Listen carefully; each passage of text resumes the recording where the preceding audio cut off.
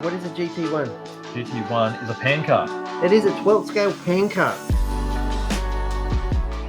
It's a Yokomo. Yokomo. I did tell you that we got Yokomo, didn't I? I did say Yokomo did come. I'm looking around for a knife. You did say so. This is a GT1. What is a GT1? GT1 is a pan car. It is a 12th scale pan car. And Yokomo are trying to get this off the ground as an entry level into on-road racing. Yes. I guess it makes sense because it'll be a simpler chassis in that there's less parts. Less parts, less suspension, less tuning. Let's have a look inside the box. So what are we greeted with? Look at the body. So first of all, it comes with the body. I can't remember last time a competition car came with a body. Look at it. That's cool. Yokomo do lovely vacuum for me, don't they? They do. And this is a Type A. So this actually looks like a long wheelbase 12 scale.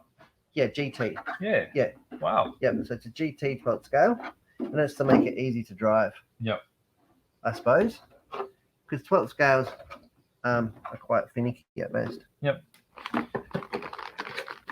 And this is really good. I've got permission. I've got permission to do this. You know me. I always go for the rubber bits first. Rubber tires. I've got a bit of rubber. So 12 scale and rubber. This is going to be. Here you go. You have that one. I'll have this one.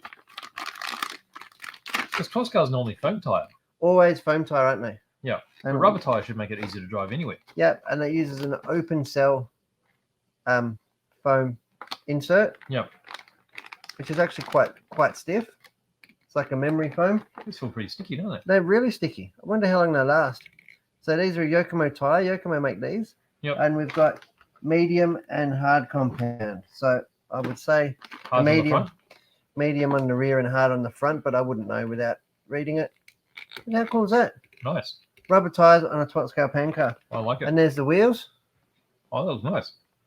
Really scale looking, isn't it? What else have we got in there? All right, so you got a bag of bits. Oh, look at the chassis. The chassis are always interesting, aren't they? Yeah.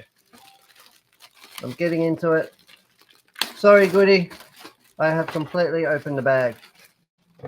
Oh, wow. So that is the front part. So this is going to...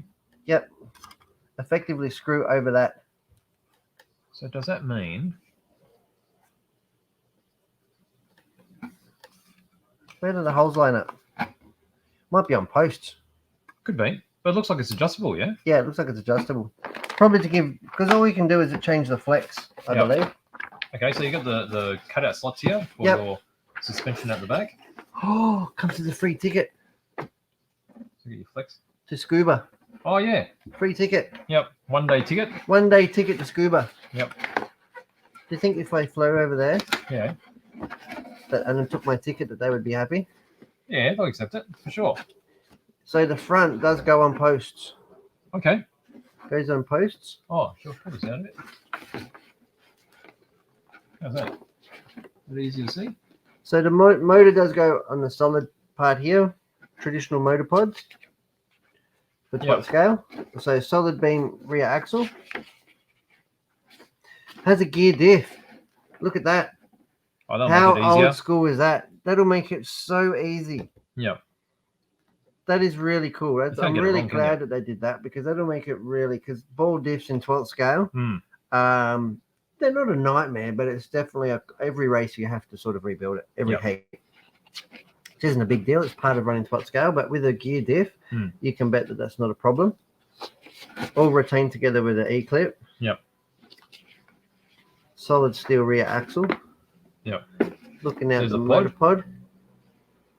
Axle. How long do you think this kit would take to assemble? Maybe an hour and a half. You reckon? Yeah. Very simple steering blocks. Yep. Direct on the chassis. And the kingpin, so it's floating up on there. So it's retained from the bottom. Oh, okay. Yes. It's locked on the bottom. Locked on the bottom and nothing on the top per se. That keeps the front end pretty simple, doesn't it? Very simple. And probably makes it strong too. Yeah. See, the whole top here goes on like a top deck. Right. On these 6 posts. Yep. Uses a conventional style servo, I want to say. Or is it micro? No, I think it's a conventional style 10th scale size servo. Right. Which is good. So, because 12th scale servos I can can be see the quite, spacing there. yeah, 12th scale servos can be quite expensive because they're quite, which is really cool.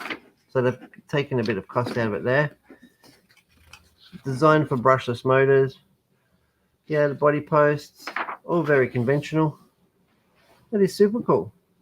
That's nice. I like it. It is really cool, isn't it? And you could run it on 1 or 2S. I'm not sure what rating configuration they use. If it's low powered 2S, you know, or if it's high powered 1S. Because 1S electronics can tend to be a little bit dearer. Yep. The battery's retained by O-rings. Yep. Makes it easy. Makes it easy. Quick little blow up. Look at that. There's about 6 parts to this car. Yep. Keep it simple. Very simple. So that is a simple way to get into on-road racing. Got a couple of these in stock. Nice simple little sticker kit. Yep. Wing. Yeah, that's cool. Tickets are a day out at Scuba. Got a thrust race here I can see. Yep. I'm not going to open everything. Raw aluminium. Yep. Motor pod. Very, very cool. Nice. Thank you, Goody, for letting me jump in the box and take a look at your car, mate. That was really swell. So that is the Yokomo GT1. There's not a class for these yet, but people are just buying to play with them. I want to see one on the velodrome. Yeah. There's probably one place you probably wouldn't want to take it. No? Why? Oh, I don't know. Go fast. Might be a bit bumpy. Look at that, and it's all in one box. Nice. I love that. So thank you for taking the time to have a look with us. That is the Yokomo GT1 112. Brand new. Brand spanking new. Really nice.